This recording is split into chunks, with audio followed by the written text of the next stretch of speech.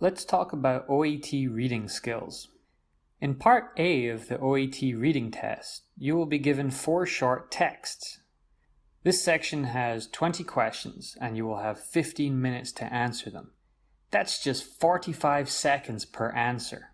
So how do you answer all the questions in the time given? You need to use skimming and scanning. Skimming means reading quickly without thinking about each word. You should move your eyes across the page, paying attention to headings, captions, and other important ideas. Scanning requires you to find a particular idea.